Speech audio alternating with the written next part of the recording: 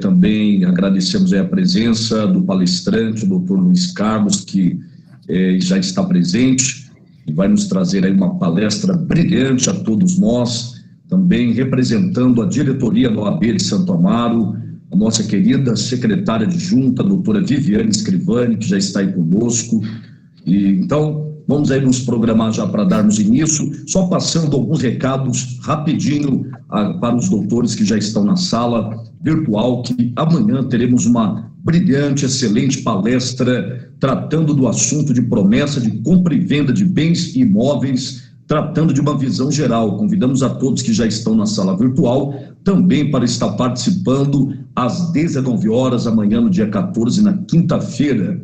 E esse evento é realizado pela Comissão do Direito Imobiliário e Urbanístico aqui da OAB de Santo Amaro. Também convidamos aí aos doutores para que no dia 20 de julho, na quarta-feira, às 19 horas, participe de uma palestra presencial na OAB. E esta palestra será Desmitificando o Metaverso. É uma palestra do Núcleo de Estudo de Inteligência Artificial de Criptomoedas.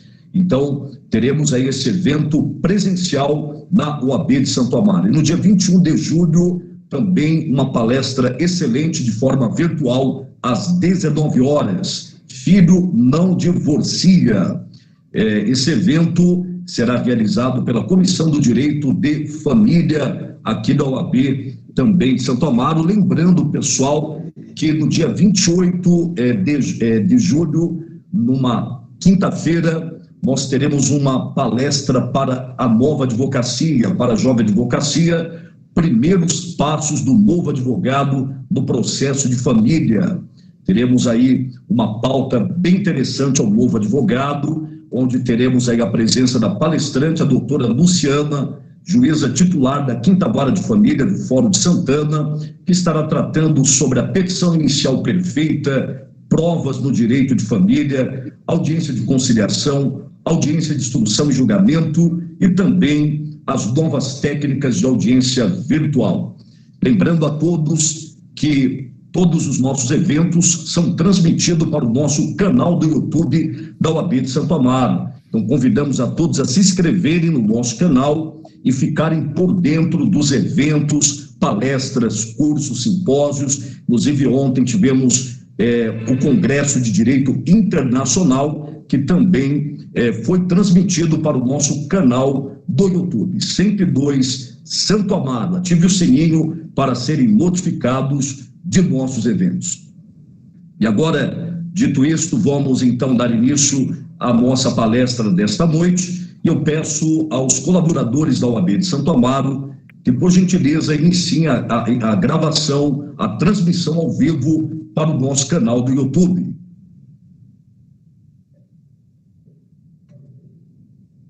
Senhoras e senhores, boa noite. Solicito a todos que mantenham seus vídeos ativados e os microfones desligados. As perguntas poderão ser realizadas no chat.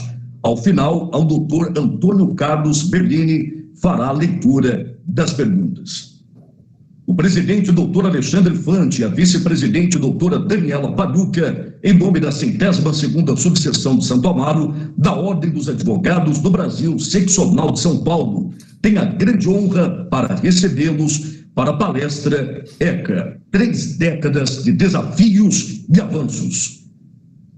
Este evento foi organizado pela Comissão da Criança e do Adolescente e Adoção, coordenada pelo presidente doutor Antônio Carlos Berlini, e Comissão de Cultura e Eventos, coordenada pela presidente doutora Marta Wolters.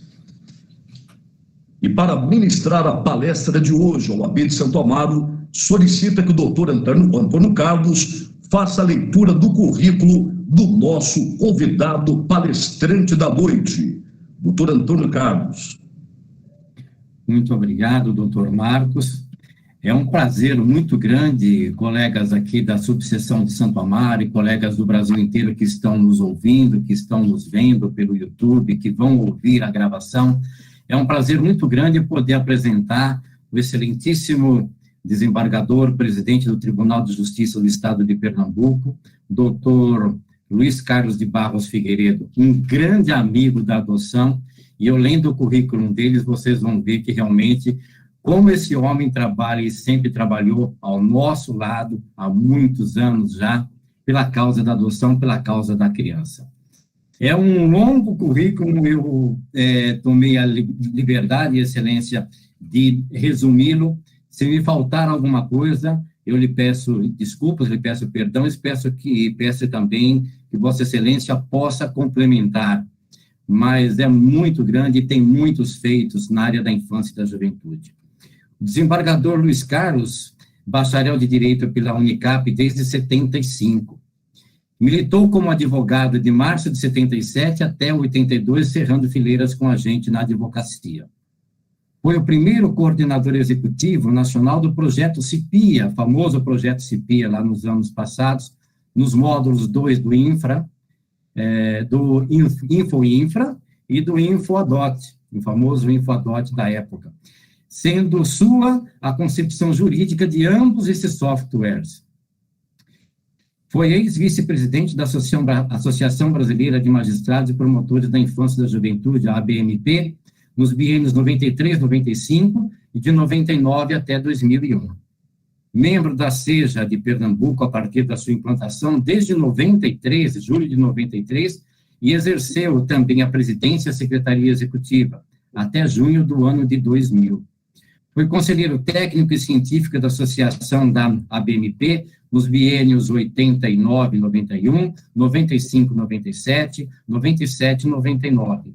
E tem mais também, professor de cadeira da criança e do adolescente da Escola Superior da Magistratura de Pernambuco, a partir de 89, onde também lecionou o processo civil. Foi coordenador da Comissão Nacional Pró-Convivência Familiar e Comunitária de Apoio à Frente Parlamentar de Adoção, que elaborou, e aqui a gente faz uma ressalva muito grande pelo trabalho desenvolvido na época, né, pelo desembargador e por todos aqueles que militam na adoção, que foi o anteprojeto da Lei Nacional de Adoção, a Lei 12.009 de 2010, como todos se lembram, que depois foi incorporada ao ECA, que certamente o desembargador vai falar durante a sua fala, né? Passou ao desembargo do Tribunal de Justiça em julho de 2005. Foi membro da primeira composição do Comitê Gestor do Cadastro Nacional de Adoção, nosso famoso CNA do CNJ. Hoje, SNA, Sistema Nacional de Adoção.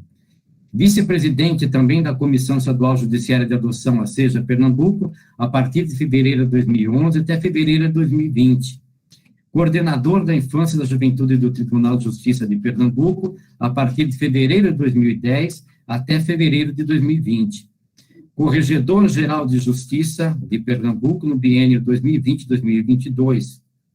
E presidente do Tribunal de Justiça do Estado de Pernambuco para o biênio 2022-2024. Esses são os feitos desse grande homem, desse grande amigo, não é? A Shirley está dando risadinha ali, mas isso é bem verdade. A gente que conhece esse brasileiro, né, que é o desembargador, sabe do quanto ele tem feito na magistratura e na sua vida civil também, né, para que o movimento da adoção pudesse crescer. Além do que ele tem trabalhos publicados, tem vários livros, né, publicados, né, livros sobre infância e juventude, temas do direito da criança e do adolescente, manual de justiça da infância e juventude, medida socioeducativa, guarda, adoção internacional, adoção para homossexuais, né, comentários à nova lei de adoção, ou seja, tem um extenso currículo que é difícil da gente resumir aqui em 5 minutos, né? Se eu esqueci alguma coisa, Excelência, por favor, né, queira nos brindar, né, com essa sua sabedoria, com a sua ciência, compartilhar com a gente, né, todas esses grandes feitos que o senhor tem feito todos esses anos. E é um prazer muito grande, e é um orgulho muito grande ser amigo desse grande brasileiro, desse grande desembargador que tanto tem feito pela adoção. Esqueci alguma coisa, desembargador? Esqueci. Você pode dizer que é um juiz vocacionado na nossa causa, é um juiz amigo da criança, é um juiz 10. Isso é isso aí, viu, senhor presidente da OAB Santo Amaro? Muito bem, maravilha. Muito obrigado, doutor Antônio Carlos, pela leitura do currículo do nosso desembargador Luiz Carlos de Barros, que já vai dar início à palestra que ansiosamente todos nós aguardamos. E agora eu passo a palavra para a secretária-geral adjunta da OAB de Santo Amaro, doutora Viviane Scrivani, que nesse ato representa a diretoria da OAB. Boa tarde, quase boa noite, né, a todos, todas, os colegas que estão aqui online, os nossos colegas também que estão assistindo pelo YouTube. Primeiramente, eu gostaria de cumprimentar a todos, cumprimentar o desembargador, doutor Luiz Carlos, meu queridíssimo colega Carlos Berlini. Bom, quem me conhece um pouquinho sabe que é uma honra estar presente numa palestra dela, né? Pelo fato justamente de termos aqui esse currículo que foi bem sintetizado, né, pelo Dr. Carlos, mas da importância e da expressividade do desembargador neste tema. A gente vai falar de 30 anos, né, 3 décadas de ECA. Eu vou confessar que nasci um pouco antes do ECA, não me vali, então, assim, no meu processo, né, de adoção, mas eu tenho um carinho muito especial pela causa justamente por isso, né, por compartilhar desde o meu nascimento essas discussões, por ter lido, né, a literatura do desembargador quando fiz o meu trabalho de graduação em adoção internacional. Então, eu estou extremamente feliz em estar com vocês aqui nessa discussão, nesse momento, e querer aprender cada vez mais com esse ilustre desembargador. Então, eu vou aqui, não vou me alongar muito, né, no meu discurso, mas só gostaria de desejar as boas-vindas, agradecer mais uma vez o desembargador por ter aceito o convite, agradecer ao Berlini por ter preparado esse evento, a Marta, ao Marcos, que sempre está aqui conosco, né, nosso excelentíssimo mestre de cerimônia, radialista, e que eu falo que cada vez que ele falar meu nome eu vou achar que eu ganhei na loteria, mas desejar então um excelente evento, uma excelente discussão, um excelente debate, porque eu vi que todos aqui são colegas, são muito amigos, né, então que nós tenhamos uma boa prosa sobre esse tema. Boa noite. Muito obrigado, doutora Viviane, representando a diretoria da OAB de Santo Amaro. E agora passamos então a palavra ao desembargador Luiz Carlos de Barros Figueiredo para iniciarmos a palestra desta noite. Doutor Luiz está com a palavra. Muito obrigado, espero que estejam me ouvindo bem, né? Eu começo, como de praxe, agradecendo a lembrança do meu nome, para fazer essa exposição aqui para amigos, colegas, advogados e até profissionais de direito e outros ramos que estão assistindo, não só diretamente pelo aplicativo, mas também irão assistir a posteriori pelo YouTube, pela lembrança do meu nome, em especial ao Dr. Carlos Berlini, amigo de tantos anos, que com certeza partiu de Sua Excelência a lembrança desse meu nome, isso muito me faz envaidecido, né? Gostaria, é evidente, como tantas vezes estive em São Paulo, discutindo, revendo amigos, dando abraços, experimentando e palestrando aí mesmo. Graças a Deus, a tecnologia nos permite fazermos isso à distância, porque se não fosse isso, como seria a vida de todos nós isolados nas nossas aldeias, sem contato com ninguém? Seria muito mais difícil de enfrentar do que já está sendo difícil.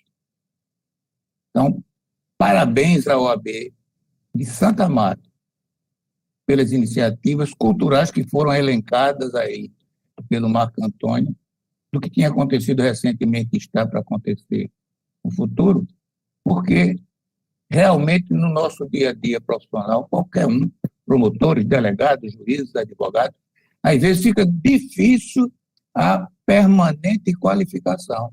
E são iniciativas como essa que facilitam a que todos tenham acesso às informações, às novidades trazidas na doutrina, na jurisprudência, e, com isso, prestarmos um serviço melhor à população brasileira.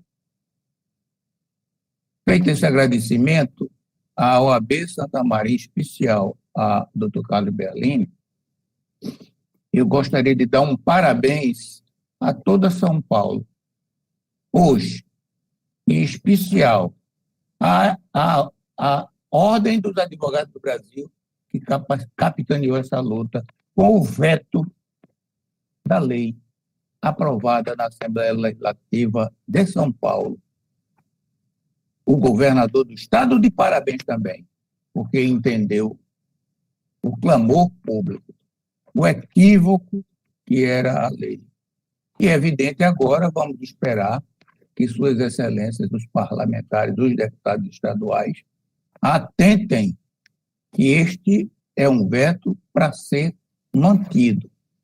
E aproveitar também para sugerir, para lembrar que ruim para todas as causas da infância são os omissos, são aqueles que não se dedicam. Doutor Eunice, um abraço.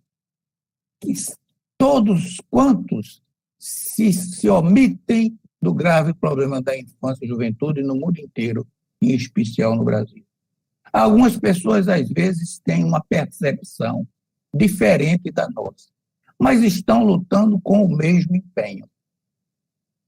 Eu não conheço pessoalmente a deputada proponente daquele projeto.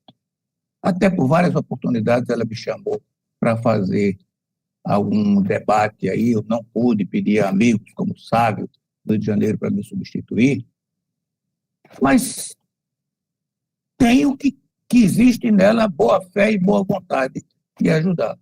Mas, neste caso, estava defendendo uma proposta que não é a melhor do destinatário da norma.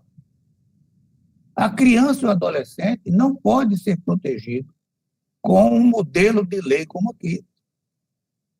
Então, ao invés de sairmos brigando com quem está querendo acertar, somos fracos, mesmo que juntos. E desunidos somos muito mais fracos ainda.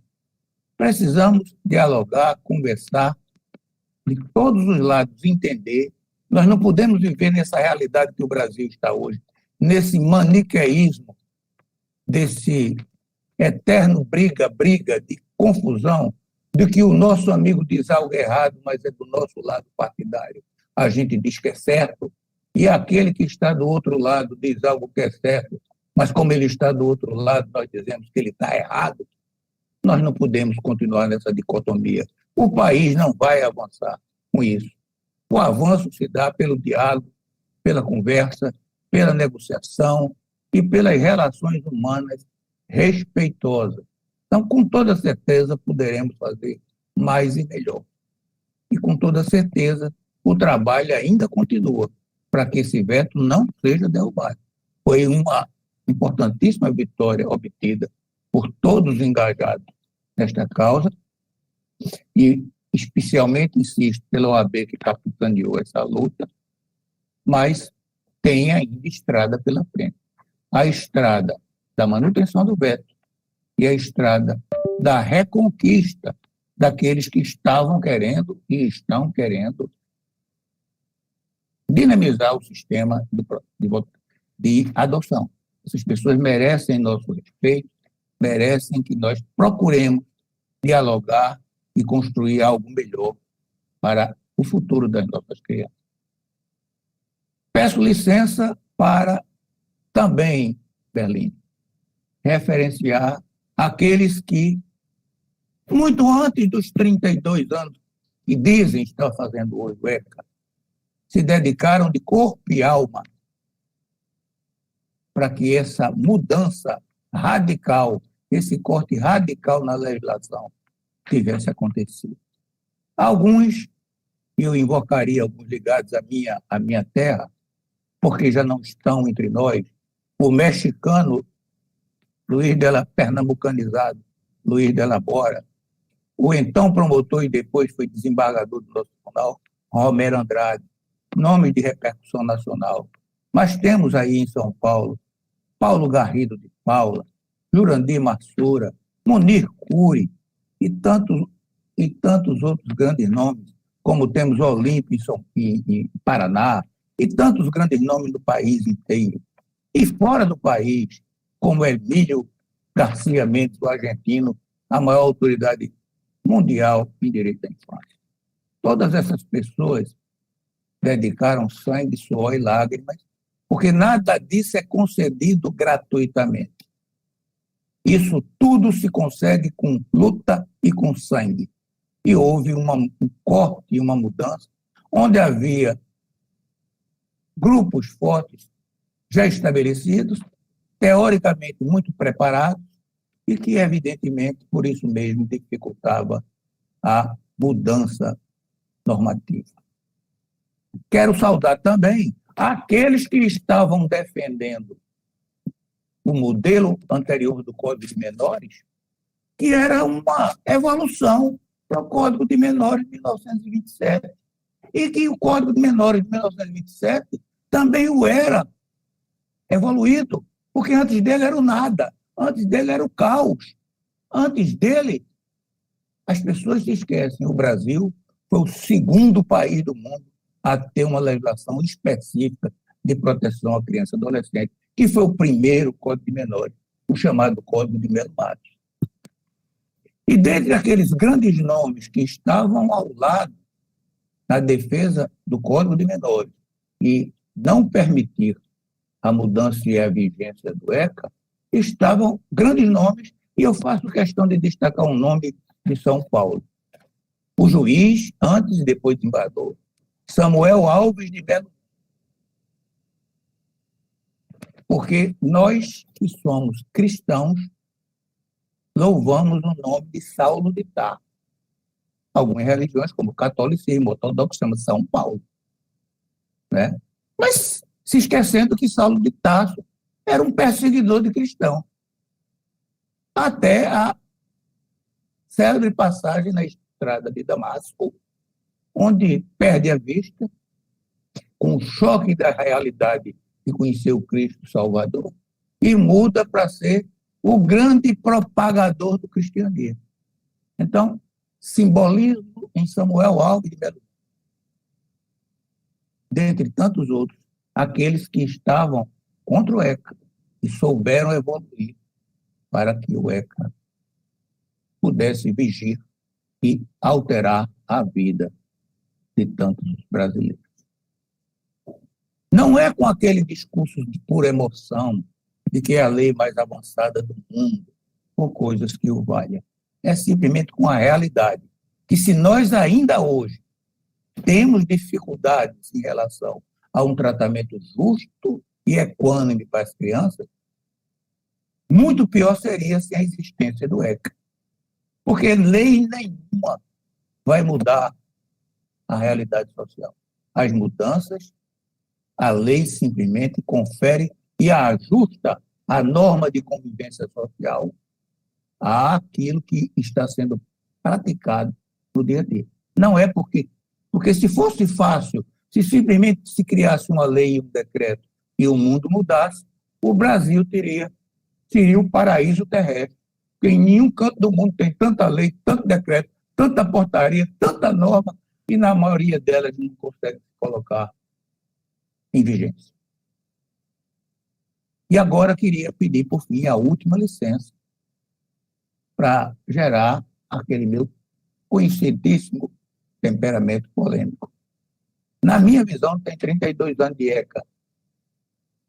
O ECA não entrou em vigência no dia 13 de julho. No dia 13 de julho, ele foi sancionado, promulgado e publicado. Ponto. Se alguém vai numa farmácia com uma receita, ele já tem a cura.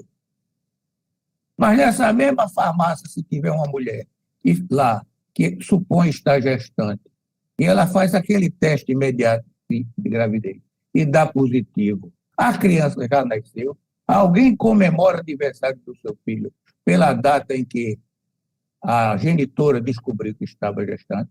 Claro que não.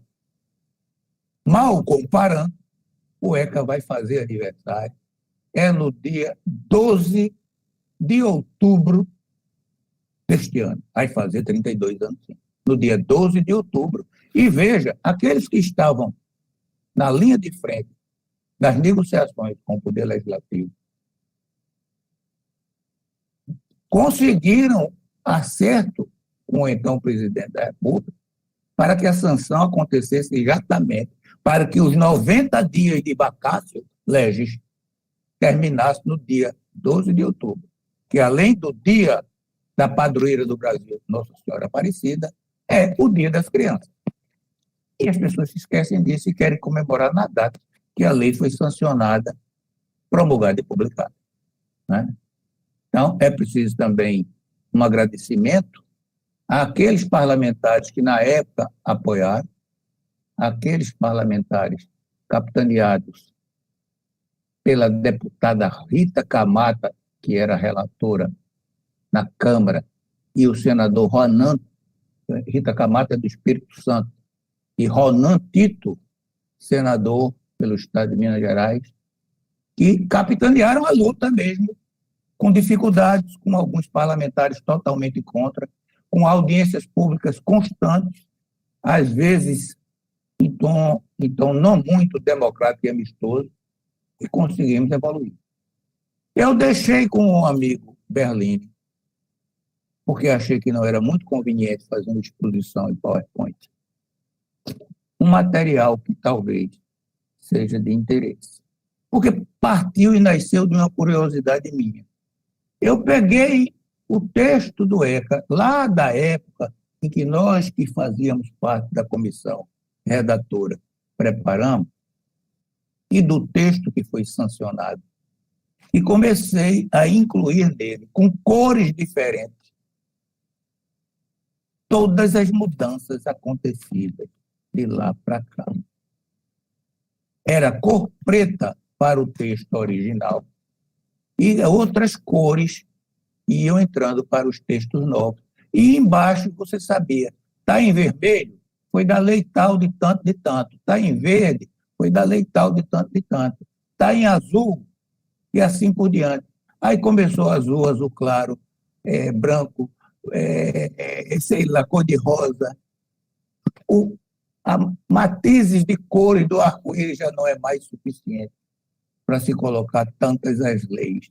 E em alguns institutos, como na execução de medidas socioeducativas em meio aberto, e como na adoção e perda do poder familiar, o que menos tem é palavras escritas em preto, ou seja, nada mais é igual ao que foi em 1990.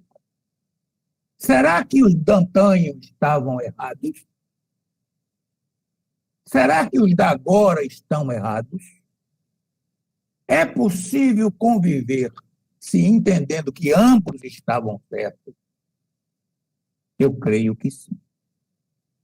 Eu creio que sim, pelaquilo que nós aprendemos nos bancos das faculdades, no nosso primeiro dia de aula. A lei acompanha o fato social.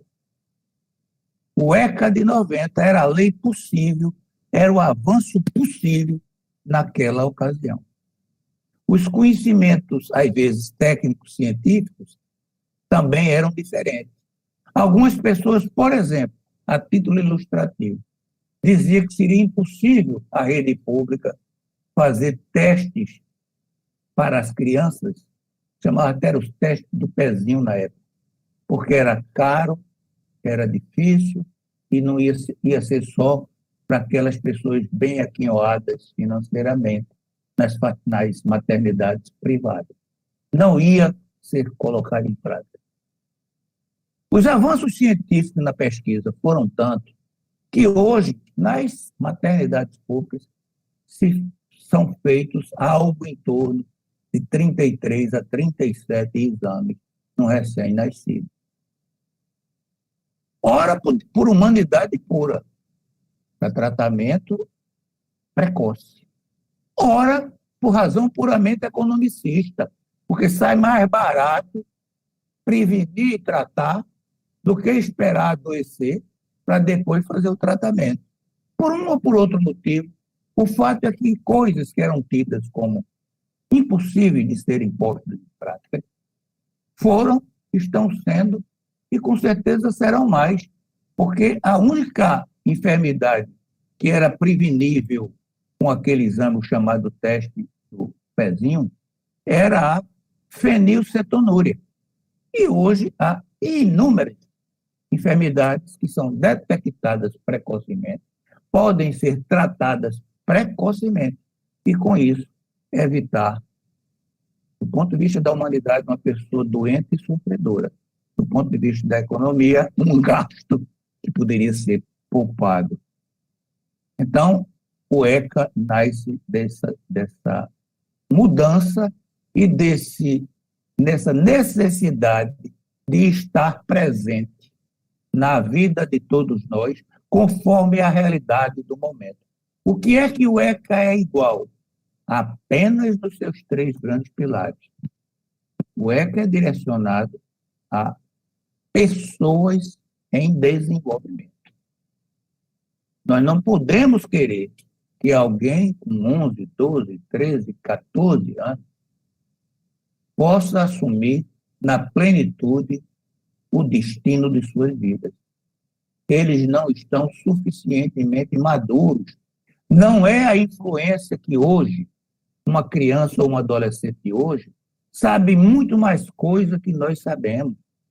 Tem acesso a muito mais informações do que as pessoas das nossas gerações aqui tivemos. Claro que tem. Ele já vem com um chip para aprender a usar computador, para aprender a usar telefones, smartphones, etc. Já vem prontinho para usar. Imediatamente estão ensinando aos pais e avós. Sabem mais. O que eles não têm é discernimento, é capacidade de autodeterminação, porque não tem maturidade. O ECA manteve os 18 anos como idade de maioridade civil. Que mágica é essa que com 18 anos, alguém que não sabe de nada passa a saber de tudo? Essa mágica não existe. Esse é um estudo mundialmente feito que demonstra que é mais ou menos onde começa a idade adulta. Nós temos algumas crianças e adolescentes no nosso ciclo de amizade do parentesco, que bem novinho, fulaninho tem 8, 10 anos, a gente diz, já é um rapazinho, já é um menininho. Fulaninha, veja a filha de fulana como ela é centrada. Ela se posta como se adulta fosse. Todos nós conhecemos alguns bobalhões com 40, 50 anos, ainda parecem uns meninões que não vão amadurecer nunca. Vão passar da fase adulta, adolescente, criança, adolescência, adulto, já para a senilidade, e só não terão curtido bem a fase adulta. Não saberão nunca ser adulto. Então, nós não podemos ter uma legislação para cada pessoa. A convivência social nos cobra uma regra de conduta comum para todos nós. Então, parece ser uma coisa razoável essa manutenção.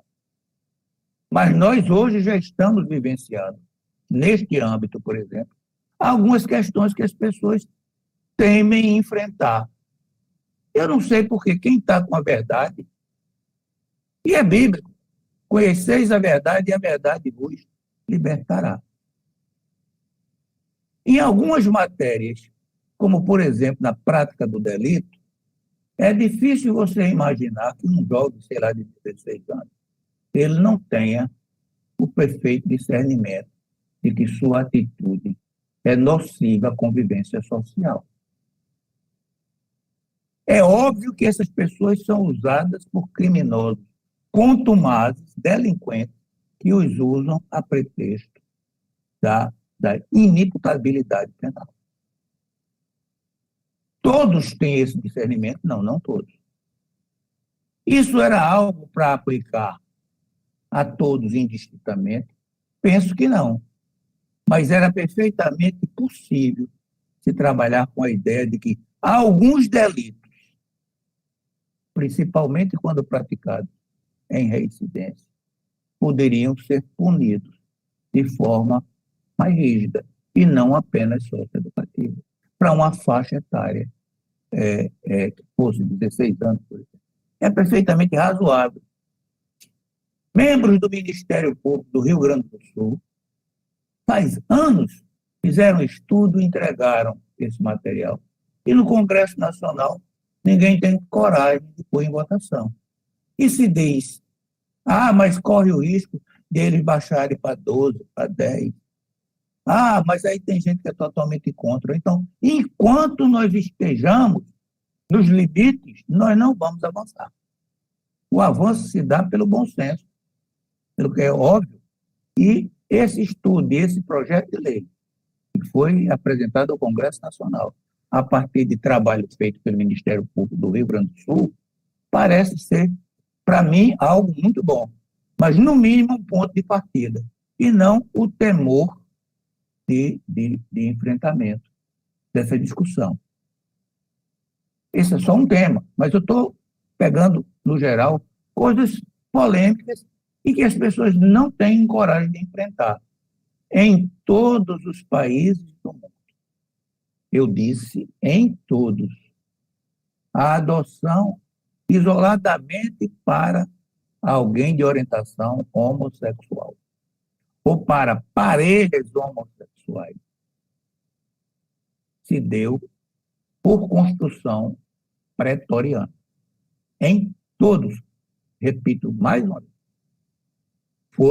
foram os tribunais desses países, de todos eles, quem começaram a analisar sob o ângulo de direitos humanos.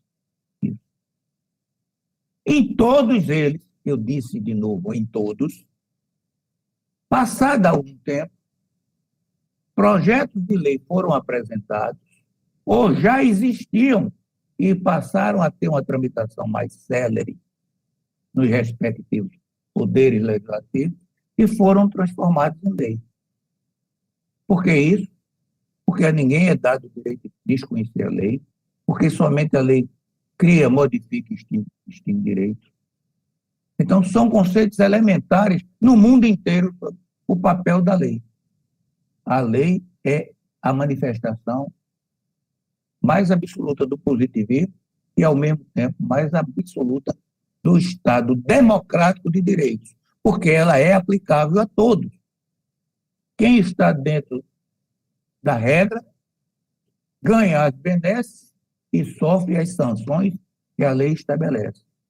Se alguém está fora da regra, se a própria norma não prevê um discrimine para aquela prática nas circunstâncias individuais daquele indivíduo, ele não pode se valer de nenhuma alternativa que não seja sofrer a sanção estatal.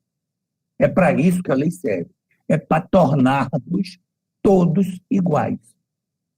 Então, acho que é fundamental que se faça, por exemplo, a votação e a discussão do tema.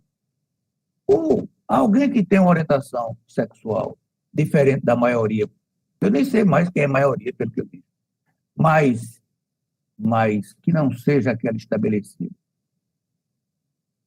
Não é família, duas pessoas de mesma orientação sexual, não cuidam dos seus filhos da mesma maneira que um casal heterossexual, não se preocupam com o destino dos filhos, e quando são maus pais ou más mães, será que em casais heteroafetivos esse problema não existe também? Porque, na minha visão, ocorrem em famílias monoparentais, em famílias heteroparentais, em famílias homoparentais, em todas as nuances, porque a complexidade é da natureza humana. Então, por que continuar-se a apenas ser regrado por decisões jurisprudenciais? E se a jurisprudência modifica-se? como fica a vida dessas pessoas. Por que esse risco? Faz sentido? Eu absolutamente acho que não faz sentido. O judiciário cumpriu um papel importantíssimo nesta senda, nessa seara, mas cumpriu o seu papel. E como tudo na vida, tem a hora de entrar em cena e a hora de sair de cena. A cena agora é para ser representada por propostas legislativas, criação de normas, e evitar-se coisas que parecem que, por mais que seja bem intencionada, não dizem bem a verdade do que deve acontecer. Quer um exemplo? Muitos dos que estão aqui nos assistindo são casados. E, para ser casados civilmente, entraram com um pedido de habilitação para o casamento. É um procedimento administrativo dentro do cartório do Registro Civil de Pessoas Naturais. O juiz lá aciona e marca a data do casamento, quer ele mesmo celebre, quer outra pessoa delegada, quer juiz de paz, não interessa como. Mas tem um ato preparatório, que é a habilitação do casamento. Mas na norma do CNJ, que regula o assunto, que regula a matéria, quando foi, em boa hora, registro, para determinar que os juízes não podiam se recusar a fazer casamento entre pessoas do mesmo gênero, lá diz que é obrigatório fazer. Isso não está no casamento heterossexual. O juiz não... E tem ameaça de sanção ao juiz que não celebrar o casamento. Eu entendo. Ideologicamente, eu entendo. Provavelmente, muitos juízes estavam dizendo que não iriam celebrar esse casamento. E se ele se averba de suspeito? Pronto. E ideologicamente, ele disser, bom, eu não vou fazer esse casamento. Porque ele não tem o direito de liberdade. O direito de liberdade só é para quem diz sim, para quem diz não. Não. Ele não tem o mesmo direito. Que democracia é essa que discrimina quem pensa diferente de nós? Então, veja, eu estou discutindo isso com o maior respeito ao Conselho Nacional de Justiça. Assim o coloquei no meu livro sobre a matéria sobre adoção para homossexuais. Estou discutindo academicamente. Academicamente. Não faz sentido que exista uma exigência para um casamento heteroafetivo que não seja a mesma exigência para um casamento homoafetivo. Que eventualmente haja sanção para quem faz ou deixa de fazer ou celebrar um casamento homoafetivo e não exista a contrapartida com um casamento heteroafetivo. Então, ainda estamos num processo de aperfeiçoamento muito grande em relação à criança e ao adolescente, a todos esses institutos. O Brasil avançou muito, o Brasil avançou muito, em todos esses campos que dizem respeito à criança e ao adolescente.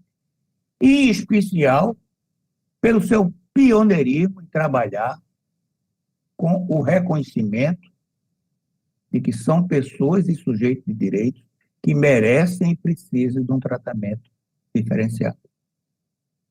Então, nós estamos quase a completar 100 anos do nosso primeiro Código de Menores. Então, o Brasil sempre foi atento, mas, às vezes, é algo que está escrito e não está consolidado no dia a dia. Então, essa consolidação se dá por iniciativa, não por benesse de nenhum governo, de nenhum partido, porque o Brasil, recentemente, passou por partidos de direita, de centro, de esquerda, de cima, de baixo, de lado, todo governante nós tivemos. Né? Os claros, os déficits, continuam sendo basicamente os mesmos. Não há uma santidade em nenhum segmento político desse. E, por si só, não há como se esperar a mudança, partida como um presente de Natal oferecido pelos governantes.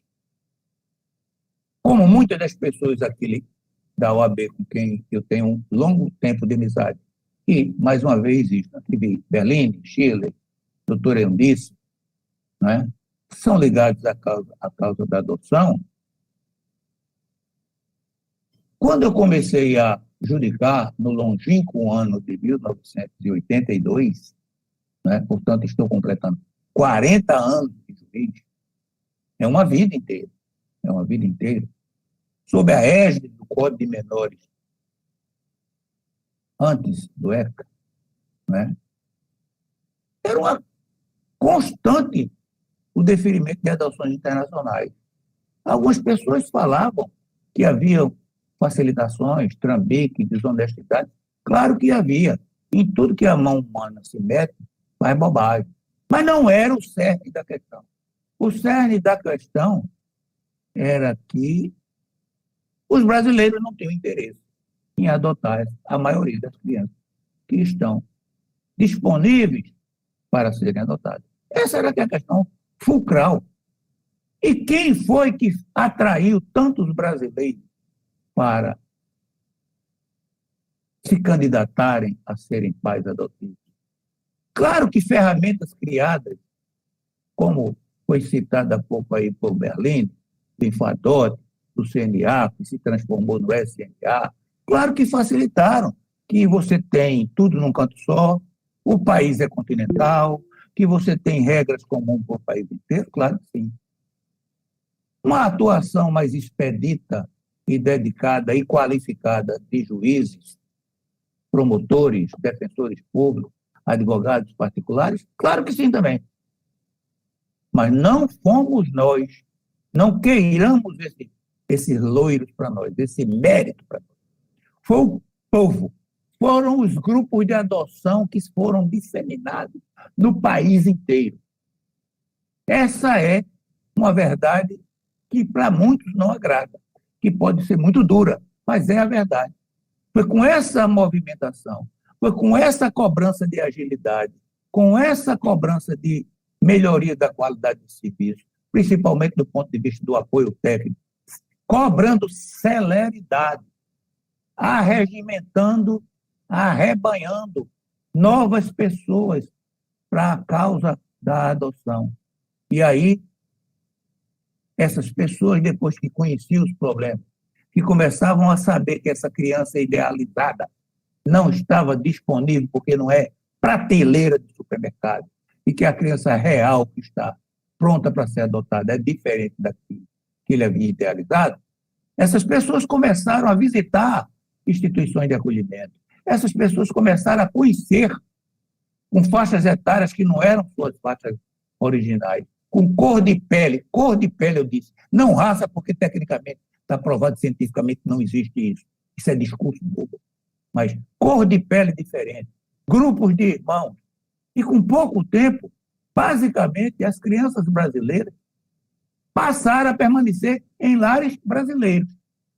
E a adoção internacional passou a cumprir no Brasil o papel que sempre lhe deveria ser reservado, o papel da exceção, o papel de suprir e dar direito a uma família àquela criança que não tinha, nem tinha sido abandonada pela sua família natural, abandonada pela sua família extensa e não tenha nenhum pretendente brasileiro querendo adotá-la. Então, papel nobilitante, importante. Eu fico muito triste quando vejo pessoas se manifestarem contra a adoção internacional. Isso é uma loucura. O que não pode é ser como outrora foi, preferencial sobre a adoção de brasileiros. O que é que nós precisamos fazer? Melhorar o padrão de qualidade. Melhorar o padrão de qualidade significa, e dentre outras coisas, celeridade. Celeridade. O grande jurista baiano, Rui Barbosa, dizia, começo do século XX, justiça tardia não é justiça. E quando se apresenta um projeto como hoje tramita no Senado Federal para diminuir os prazos de análise técnicas pareceres do Ministério Público, de prolação de sentença, aparece 1 milhão de pessoas para dizer e arranjar motivos para dizer que não pode ser assim, que precisa verticalizar os estudos. Na época em que o projeto foi apresentado, priorizando exatamente crianças que estavam sendo órfãos da pandemia e que a grande mídia brasileira estava apontando que todas as instituições de acolhimento estavam superlotadas. E assim mesmo parecia que muitas nem estavam sendo desviadas, só Deus sabe lá para onde, nem para os abrigos, viu? Tentando apressar, disse, não, precisa estudar mais. Não pode fazer a visita domiciliar agora, por conta da pandemia. Passados 2 anos e meio da pandemia, são inúmeras as crianças que estão ali acolhidas, em que não saiu um mandado de citação para os pais, porque nem certeza se são órfãos ou não que tem. Porque não se procurou família extensa para saber se podia ficar na família extensa ou não. Que não se procurou viabilizar a chance de engajar na família comprometida. Nada disso foi feito. E, principalmente, o tal estudo verticalizado não foi feito em nenhum canto do país. Tem estados brasileiros quase tão grandes e importantes como é São Paulo, onde no ano de 2021 não foi feito nenhuma adoção pelo cadastro. Nenhuma. E não dá para conviver com isso, porque as crianças não podem ficar lá esperando. Elas não vão ficar da mesma idade, né? Elas estão crescendo. Os adolescentes estão virando adultos, as crianças estão virando adolescentes. Mas não há esse apelo, porque há o apelo do interesse de quem trabalha com isso.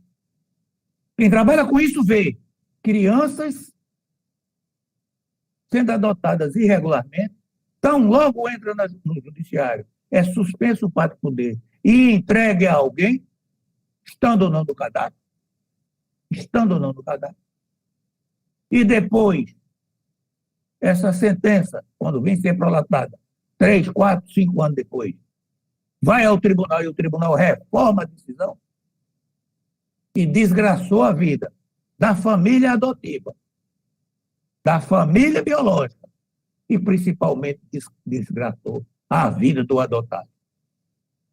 E aí começam as campanhas. Fica fulana, fica beltrana, fique na sua família que lhe adotou. Claro que a gente tem pena, mas é quase que impossível se imaginar que uma pessoa dessa não sabia que estava furando a vez, que não estava tirando o direito de outro, porque tinha o interesse de ser mais rápido e breve do que todo mundo, que é aquela história da lei do gesto. Gostam de tirar vantagem em tudo. Então, enquanto for a lei do gesto, a lei forte do Brasil, a gente não melhora o nosso país. É preciso entender que o cadastro, por si só, é um instrumento republicano e democrático. Nós precisamos fazer ele funcionar bem. Nós precisamos fazer com que tudo dê certo. Porque quando acontecem esses casos a qual eu me reportei, embora aqui em passando, a família sofre, a criança sofre, a família biológica sofre, todo mundo sofre. Alguém viu alguma punição para algum juiz, para algum promotor, para algum delegado, para algum psicólogo, assistente social, pedagogo, advogado, defensor público? Esses não. Então, é uma situação que, para alguns, vale a pena ser mantida, mas não vale a pena para o destinatário da norma. Se nós sairmos daqui com essa consciência de que o ECA foi uma revolução, melhorou e melhorou muito, e não está pronto porque ele nunca estará pronto. Pessoa em desenvolvimento, sujeito de direito, quando você analisa os 3 pilares, qual se coloca a chamada doutrina da proteção integral, esses são imutáveis e intocáveis.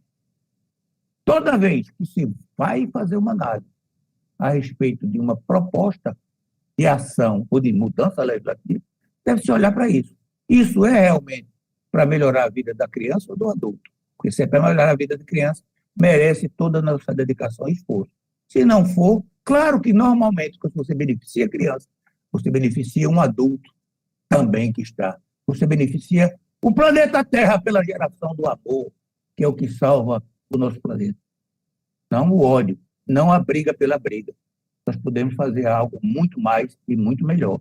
Eu não sei se vale a pena, Berlim, continuar conversando, ou abrir para a pergunta, porque às vezes alguma coisa, o tema é tão vasto, desses quase 32 anos que será completado no dia 12 de outubro, desta lei tão importante, que fez uma revolução, mas que tem ainda outras tantas revoluções a fazer na vida de nós brasileiros. Então, acho que é melhor parar por aqui e me colocar ao dispor para responder a eventuais questões.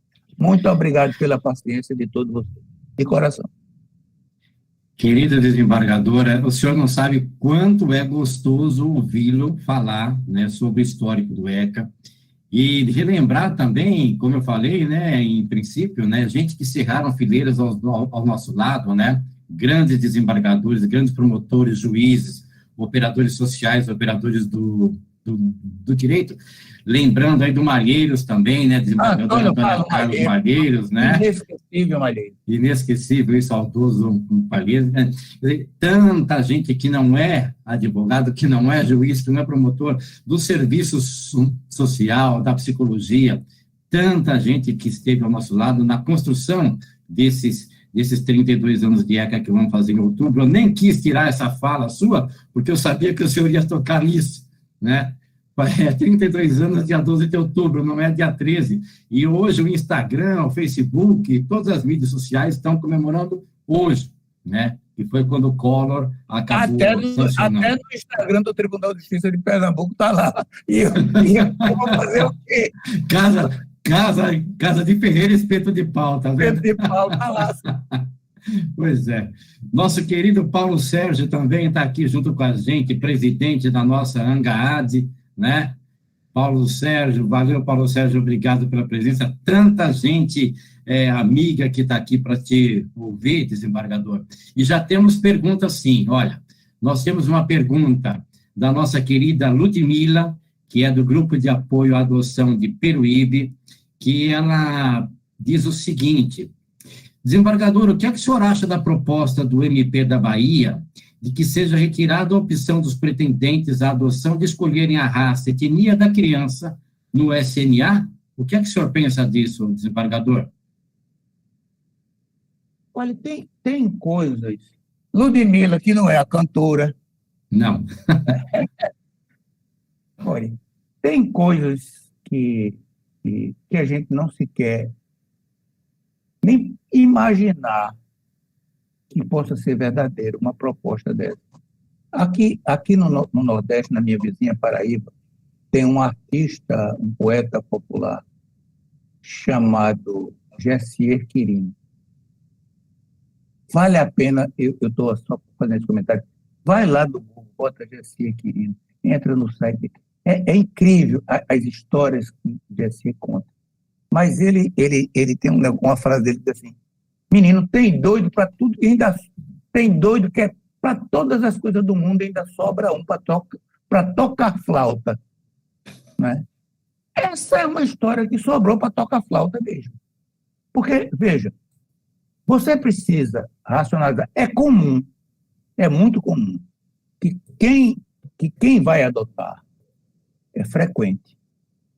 Ele procura uma criança num padrão de etnia, de similitude do casal. É comum, é frequente. Alguns simplesmente para ficar parecido com a família. Outros porque dizem que é para proteger a criança. Não, é para se proteger, né? E colocam a criança como escudo. Alguns por preconceito, eu diria, a maioria por preconceito puro. Né? E daí a fraude, a desaparecer, passar um tempo fora, quando aparece com a criança para deixar entender que é filho biológico. Bom, para essas fraudes, o remédio é não permitir a adoção. É preciso apurar e punir. A sociedade, na democracia, vive, ou devia viver, permanentemente num mecanismo incitativo punitivo. Premia-se quem faz o bem, pune-se quem faz o mal. Não se pode tergiversar com o mal. Quem frauda. Agora, o direito a querer, esse é sagrado, como em todas as outras coisas do mundo, né? Se eu, ao ter um filho, eu quero similitude étnica, eu quero uma faixa etária X ou Y, eu quero informações da família natural para saber que não tem nenhum doente mental na família. É legítimo que ele queira isso. Agora, ele vai ter resposta para todas essas perguntas? Eu acho impossível. Ele pode ter resposta para algumas delas, não vai ter para todas. Isso vai resolver o problema? Não. Quem tem, e eu tenho filho biológico e adotivo, o que difere um do outro? Nada. O que garante, que certificado de garantia é de que tem algum produto aí que é melhor que com a marca, o filho biológico é melhor que o adotivo é melhor que o biológico? Isso existe? Também não. Nem de perto, nem de longe. Isso não existe, né? Quando uma pessoa, por qualquer razão, que alguns vão dizer que é puramente de relação química, se encontra com outra pessoa e se apaixona, né? Então, quantas mulheres tem no mundo? Eu sei que sou feio, mas não sou tão feio assim, não. Mas quando eu vi a mulher com quem me casei, estou casado com ela há 46 anos e alguns meses já, março, abril, maio, junho, julho, 4 meses, já estava, por mim, por ela eu não sei, por mim estava escolhida. Estava escolhida, né? É mais fácil dizer isso porque eu sou espírita kardecista. Para mim, encontro de almas. Encontro de almas. Eu sabia que era ela, que era a pessoa que ia me completar. Não era a minha metade, não, era a minha outra inteira. Eu não sou metade, eu sou inteiro. E quem está junto de mim é outro inteiro. Ela é a pessoa inteira para mim. Com filhos é a mesma coisa. Se você se apaixona por alguém, vai viver, você sabe nada da vida dessa pessoa, quem são os pais dela, quem são os tios, os avós, os bisavós. Se fizermos um exercício entre nós mesmos, nós não vamos saber. Talvez cheguemos aos nossos avós. Se perguntar bisavós, já não sabemos. A não ser aquele maluco que vive atrás de árvore genealógica e anota. Ou agora tem muita gente fazendo isso para pegar a cidadania de país europeu, né? A poder ir para a União Europeia. Mas se não for isso, ninguém da gente sabe. Então, se eu não tenho isso na minha convivência mais próxima, por que haverei eu de ter com terceiro?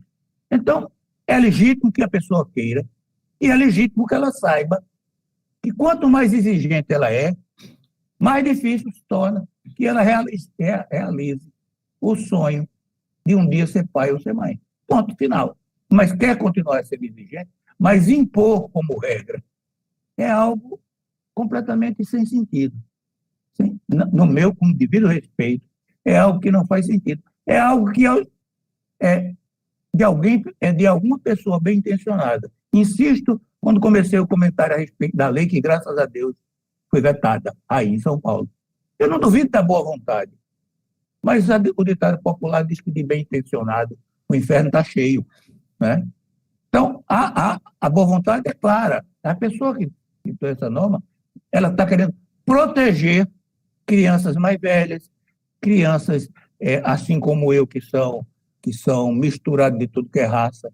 Eu estava até brincando outro dia com minha esposa, passando assim, aqueles cachorrinhos amarelos chamam caramelo, devia ser uma raça reconhecida. Ao contrário, a única raça totalmente raça é o caramelo. Porque se você pegar um caramelo lá na Europa, ou um daqui do Brasil, ou um dos Estados Unidos, ou no Ártico, ele é igualzinho.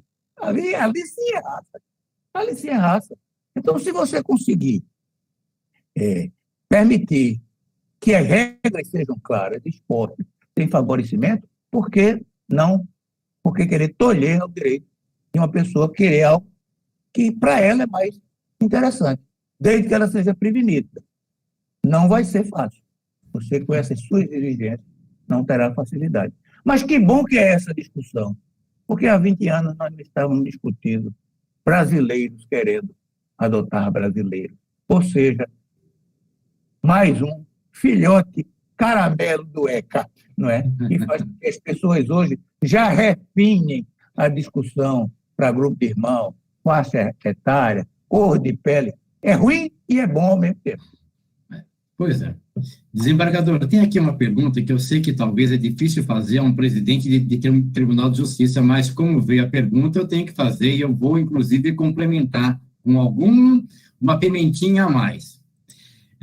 A Shirley está perguntando o seguinte, desembargador: como lidar com o poder público quando se manifesta não haver possibilidade para a implantação de novos conselhos tutelares por falta de verba? E eu completo. O que é que pensam os estados e os tribunais de justiça no Brasil na implantação do provimento 36, que passou para 116 do SNJ, quando ele dizia da implantação de varas especializadas para grupos de habitantes acima de 100 mil habitantes e agora acima de 200 mil habitantes? O que é que o Tribunal de Pernambuco acha? O que é que o senhor sabe, se os demais tribunais já têm uma ideia feita nesse sentido para essa resolução do CNJ? Esses são os amigos, viu? Fazem perguntas assim, imagina. São grandes amigos.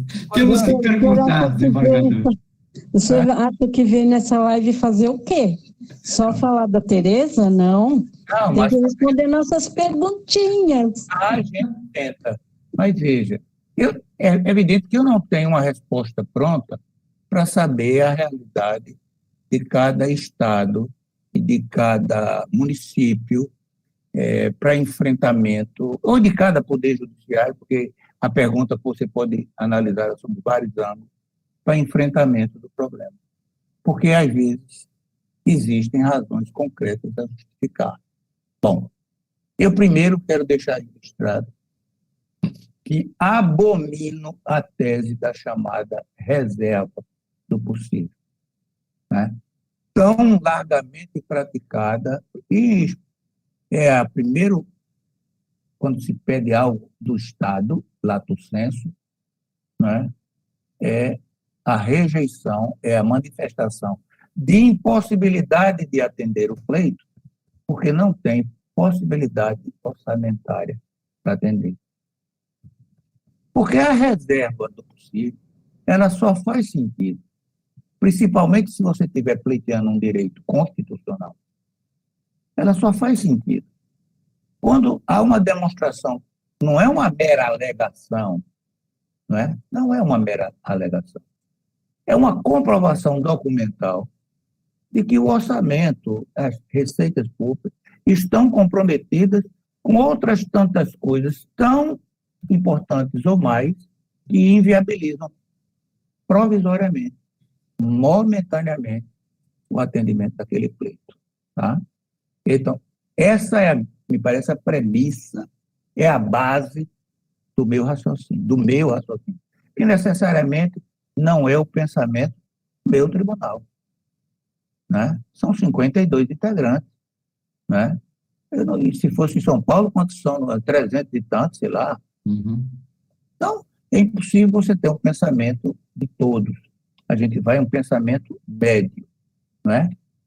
Então, ora, muitas dessas coisas que estão previstas foram pensadas no plano teórico do ECA, tem dificuldade de implantação porque não há recursos financeiros para esses fins. Aí a pergunta é, e os recursos estão comprometidos com outras coisas importantes e indispensáveis para a sociedade, e é por isso que não pode? Porque aí vou estar explicado. Porque na nossa casa, nós trocamos de marca de produto, nós trocamos de fruta e verdura quando compra, sazonalmente para não comprarmos aquelas que, quando está fora da safra, o preço está lá em cima. Isso tudo nós praticamos no dia a dia. Então, vamos devagar com o andor, que o santo é de barro. Então, vamos ver cada caso. Em contrapartida, você tem algumas pessoas que imaginam que faz um estalar de dedo e resolve tudo. E encontramos essas pessoas em qualquer categoria, inclusive dentro do judiciário. Não quero nem saber se pode pagar ou não, mas tem que saber, tem que haver um comprometimento de ideia. Então, implantar um conselho tutelar, como era a pergunta originária, significa custo. Mas onde não tem nenhum, ou onde o tamanho da população, vamos pensar em São Paulo gigante, a cidade de São Paulo, quantos conselhos tutelares precisa para cobrir tamanha área geográfica e tamanha população, principalmente? Tanta área de gente carente também.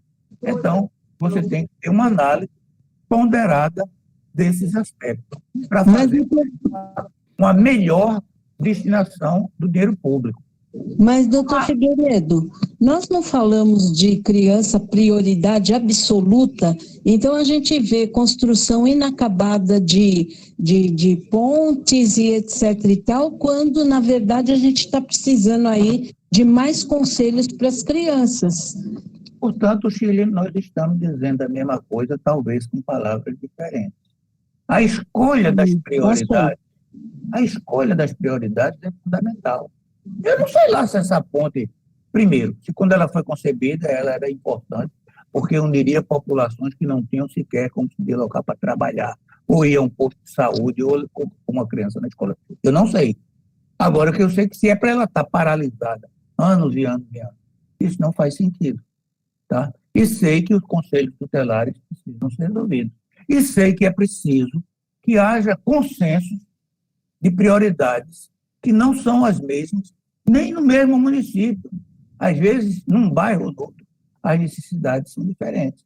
E, às vezes, a população local conhece aquilo muito melhor do que os parlamentares ou os gestores do dinheiro público, para saber o que é que ali... Olha, não dá para resolver tudo. O que é realmente prioridade aqui? Nós temos para aplicar nesse bairro tanto. O que é prioridade? Eu acho que essas coisas precisam. O exercício da democracia é complicado demais, porque exige, para ser eficaz, boas ideias, e mais do que isso, exige respeito às ideias das demais pessoas. Quando veio o provimento 36 do Conselho Nacional de Justiça, do Conselho na Justiça, na época, inclusive, a pessoa que editou o Conselho era alguém daqui de Pernambuco, era o Corregedor Nacional, o ministro Francisco Falcão. Na primeira leitura, parecia ser a panaceia a que ele ia resolver. Não ia resolver, não vai resolver. E ele é impossível nos termos postos. Ele é tão linear que é impossível de ser posto em prática. Ponto. O que é que nós estamos precisando saber? A discussão é que o serviço seja posto à disposição. Já na época em que, num procedimento de controle administrativo, fomos instados no caso de Pernambuco, eu era o coordenador da Infância e Juventude na época, a pôr em prática as regras do provimento, né? Nós mostramos que era impossível colocá-lo nos termos postos. Nós, então, passamos a trabalhar com o conceito de varas regionais de infância. Uma população, vários municípios. Esse conceito já existia no Rio Grande do Sul, mas só para execução de medidas socioeducativas, ou seja, para adolescente autor infracional.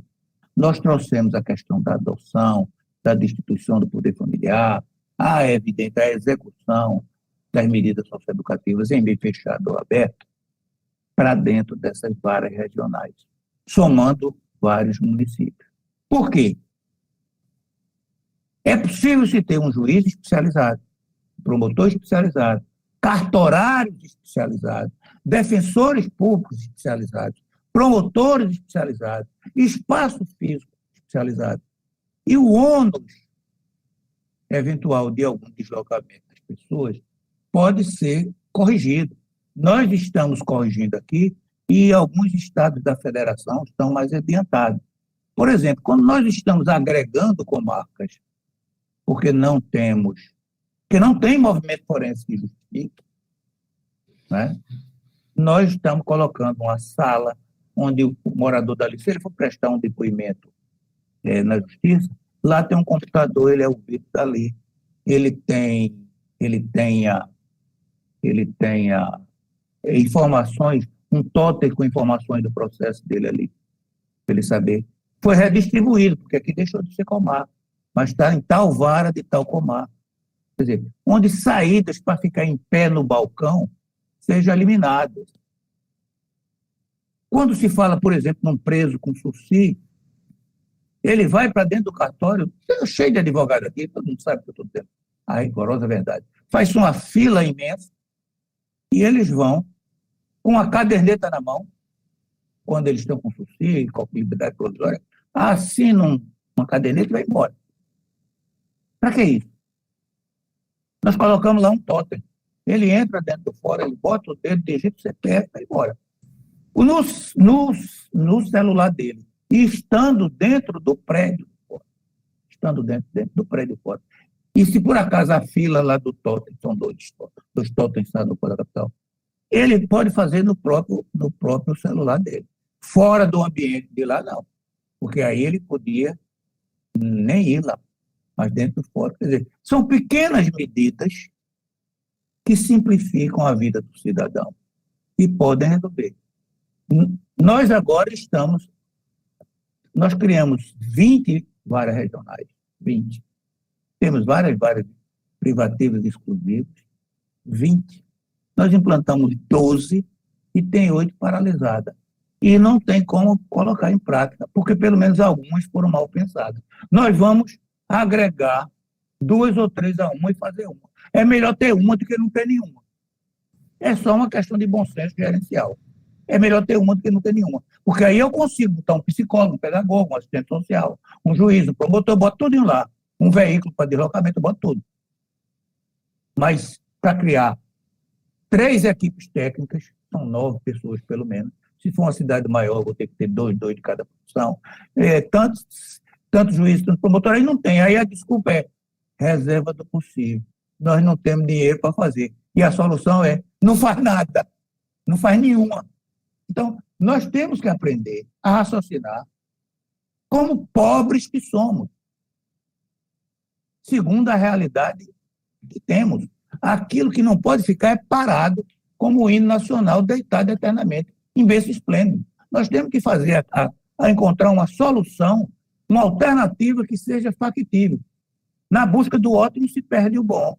Fazer algo que realmente possa ser reconhecido como eficaz e que pode ser aperfeiçoado. Então, não adianta se ter uma norma. Nós vivemos no país dos bacharéis. Todo mundo acha que com uma lei, com um decreto, com uma portaria, muda o mundo. Não muda. Não muda.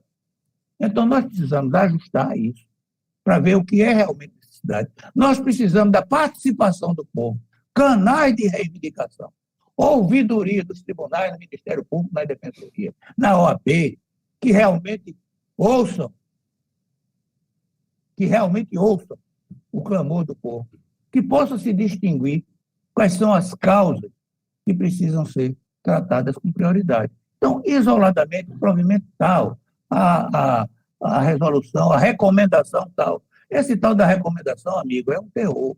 Eu recomendo que você passe a torcer pelo Corinthians e Paulo pelo Palmeiras, e nenhum de vocês dois. E nenhum vai cumprir. Vão querer até se juntar para dar um pau em mim. Tá? E vai ficar por isso mesmo. Ou você tem uma norma que você possa, como eu disse aqui no começo, ser incitativo, punitivo, premiar quem cumpre, punir quem não cumpre. Então não adianta simplesmente recomendar, não adianta nada. É uma pena, mas essa é a nua e crua verdade dos fatos.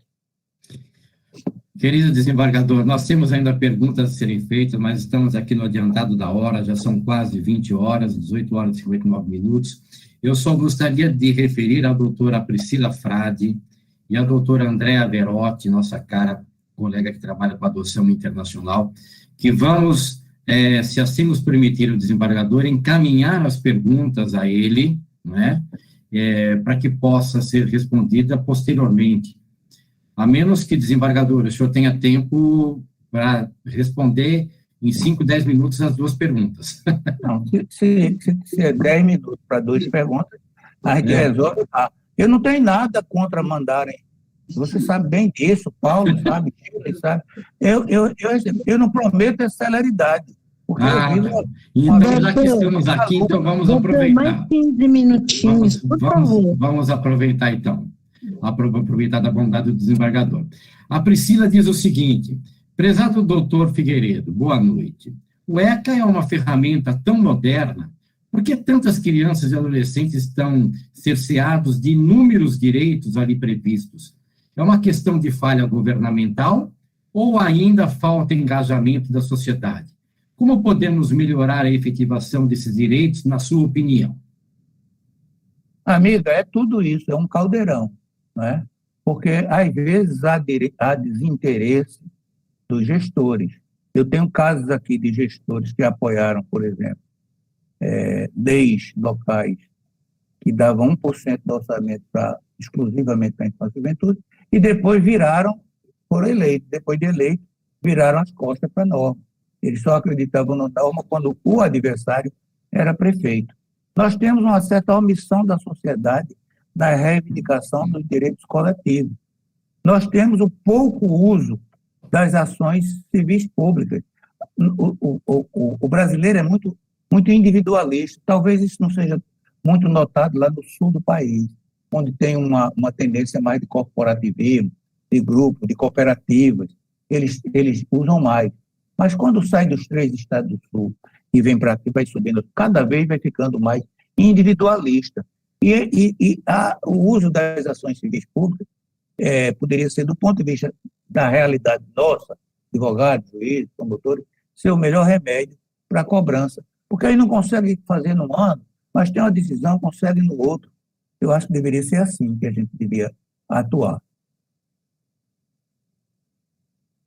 Temos aqui também uma consideração que o Paulo Sérgio fez, ainda voltando ao tema do 36, lembrando que o provimento 36 foi uma conquista sob pressão da sociedade civil.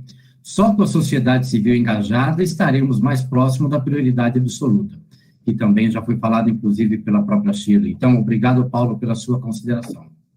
Aqui, Andréa Verotti diz o seguinte: sou representante de uma associação de adoção internacional italiana aqui no Brasil e não tenho feito adoções, mas tenho casais italianos habilitados aguardando para adotar. O senhor desembargador acha que a adoção internacional acabou no Brasil? Não acho, e fiz a defesa há poucos instantes. Uma defesa que diz que, em primeiro lugar, é a família natural. Se não dá para ficar na família natural, é a família extensa. Se não tem família extensa, é uma família substituta brasileira. E se não tem uma família que adota no Brasil, uma família no exterior, sem problema nenhum, sem nenhum preconceito, sem nenhum problema. Agora, acho que se nasceu na família A, eu acredito num ser superior que cria. Era para ficar ali. Não pode. Ele tem que ser afastado gradativamente, prateleiras diferentes.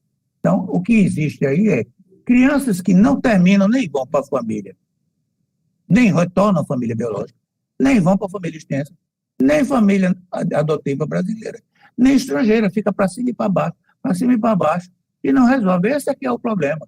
Porque tem que haver prazos. A vida nos dá prazo para tudo. Outro dia era um menino, agora eu sou um coroão. É a vida que faz isso. Então, a gente tem que ter cuidado com essas crianças para não serem revitimizadas.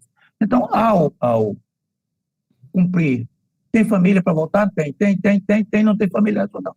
Família estrangeira. É preciso que haja celeridade para a criança ter o direito. Não porque fulano de tal é italiano, ou fulano de tal é inglês, é alemão, não interessa. É porque ele veio jogar a regra do jogo. Ele está esperando. E a criança está precisando da família. Então, o cidadão especial, que é a criança, tem direito a ter uma família. E não pode ficar sendo postergada, como esse é o problema de hoje. É terminar, alcançar a maioridade, sem ser encaminhada a família nenhuma. No lugar que era transitório, fica definitivo.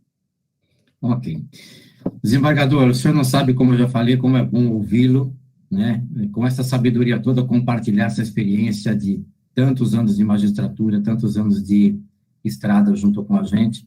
Eu me sinto honrado, né, de poder contar com a sua presença aqui na nossa OAB Santo Amaro. Hoje somos quase 12 mil advogados inscritos na OAB Santo Amaro, né? É uma das maiores subseções do Brasil, talvez já estamos aí quase beirando a seccional, né? E aqui nós só temos realmente que agradecer. Inclusive aqui a doutora Cara Eunice Granato, nossa grande amiga, diz o seguinte: agradeço ao amigo Paulo Sérgio, grande admiração por você e sua linda família. Não sei se já está sabendo que o grande amigo psicólogo Fernando Freire, o senhor se lembra, doutor? Claro, sim. E Fernando Freire está retornando à militância da adoção. Grande Fernando também, que esteve ao nosso lado durante tanto tempo, não é, desembargador? Grande notícia. Né? É mais um nordestino na lida, que ele é maranhense. Ele é maranhense, radicado no Rio de Janeiro, mora em São Paulo. Cidadão do mundo. Cidadão do mundo. Então, desembargador, eu vou passar a palavra para a nossa querida diretora adjunta, doutora Viviane Scrivani, aqui representando todos os colegas desses 12 mil advogados aqui de Santo Amaro, representando o nosso presidente, nossa vice-presidente, toda a diretoria, para lhe fazer a saudação final, né? E todos esses agradecimentos, eu queria saber se aqui, eu tenho aqui Eliana, é a dona Tereza? É a Tereza que está junto com a gente ou não? Não. Desembargador? Não. Não? Não é? Não.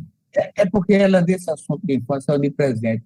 Eu digo, quando faz a missa, o senhor presente, ele está no meio de nós. Falou em questão. Ela já se aposentou também, está aposentada, então, né? Só do ponto de vista formal. Ah, tá bom. A nossa querida doutora Marta Voltas, não é? Que é a nossa grande organizadora de toda aqui a comissão de eventos, está dizendo parabéns, excelente palestra, parabéns, doutor Belino, muito obrigado, doutora Marta, né? E a doutora Viviane Scrivani está aqui junto com a gente. Vivi, apareça, Vivi. Estou aqui, estão me vendo? Oh, sim, está aqui. Então, minha querida, passo a palavra a você, né? Você viu que aqui nós somos uma grande galera, todo mundo amigo que já se conhece há bastante tempo, né? Vivi, você é tão jovem quanto Eca. Né? Pouco, não tanto, né? Eu sou da época ainda do Código de Menores. Ah, tá bom. Mas, olha, essa galera aqui abraça os novos advogados, agradece o doutor Marcos Antônio, que também é presidente da Comissão do Jovem Advogado, né? Justamente pelo fato de que nós estamos aqui todos e todos aprendendo cada vez mais com o passar dos anos, né? Aprendendo cada vez mais com pessoas como o desembargador Luiz Carlos. Então, a palavra é sua, Vivi, para você fazer as suas considerações finais e o agradecimento ao nosso palestrante. Obrigada. Eu, como esperava, né, as minhas expectativas foram todas atendidas, porque eu imaginava que eu ficaria de queixo caído com a fala, porque a leveza como o tema foi conduzido, e ao mesmo tempo uma coisa que eu gosto muito, que é aquela instigar, né? O porquê dessa forma, né? Eu achei, quando foi feitos comentários com relação à união homoafetiva, com relação a esses assuntos que algumas vezes são mais espinhosos, mas de uma forma muito leve, e uma forma que faça com que nós tenhamos os olhos atentos, né? Como né? De a gente refletir cada vez mais. Eu acredito, como o desembargador tinha comentado, né, que hoje a redação inicial do ECA talvez seria só uma palavrinha em preto, mas eu acho que ainda a gente tem muito ainda o que contribuir, o que mudar para o futuro, né? A gente já traz essas discussões, como a gente está trazendo agora, da questão da escolha ou não, né, de características das crianças. Eu acho que ainda a gente teria aqui mais uma hora que a gente poderia falar sobre isso, porque o assunto é muito rico, né? Mas limitando aqui até o tempo do evento, eu só tenho realmente que agradecer, falar, inclusive, para o Berlini que vamos ter mais vezes, vamos ter mais discussões, né, com o desembargador Luiz Carlos. Eu acho que a gente tem muito ainda, né, que debater em relação aos inúmeros aspectos. Se pudesse, eu comecei aqui, ó, não sei se o Berlini viu, eu levantava a mão, tirava a mão, levantava a mão, tirava a mão, não. Falei, deixa eu, né, que senão se deixar aqui, eu ia falando até 9 horas e o pessoal ia me esganando aqui. Mas eu só gostaria realmente de agradecer mais uma vez o Berlini por tê-lo convidado, né? O Berlini sempre traz pessoas assim que são chaves, né? E extremamente importantes e relevantes, né? Porque para essas discussões, até pelo fato, né, dele ter uma longa trajetória aqui, mas foi realmente um prazer ainda saber que o senhor começou com isso no meu ano, né, de 1982, e falar assim, gente, estou tendo a oportunidade de ouvir tudo isso, é extremamente rico. E eu gostaria de agradecer a todos que também permaneceram aqui com a gente conectados, aqueles que estão assistindo pelo YouTube. Caso tenha alguma outra consideração, doutor Luiz, a casa é sua, seja sempre muito bem-vindo, as portas estão sempre abertas, e por aqui eu me despeço, então, caso tenha alguma outra consideração, senão a gente já declara encerrado aqui essa nossa prosa, né? Essa nossa prosa entre colegas e entre amigos aí. Eu vi que a Shirley é praticamente Santo Amaro aqui, né? Que tá bem integrada, mas agradeço a participação de todos. Não, só agradecer a todos, um grande abraço para todo mundo. Se Deus quiser, em breve não será mais abraço virtual. Vamos ter fé nisso. Ok. Muitíssimo obrigado. Um beijão, viu? Um beijão para a Tereza, um beijão para os meninos, um beijão para a família inteira. Tchau, boa noite. Gente, até mais. Muitíssimo obrigado, desembargador. Um grande abraço. Pessoal, Nelson, Shirley, Eunice, Andréia, nossa, Carla, temos aqui tantos amigos, né, que merecem o nosso grande abraço. Muitíssimo obrigado. Parabéns para vocês. Até mais, gente. Obrigado, até mais. Tchau. Um abraço. Adorei te ver, doutor Figueiredo.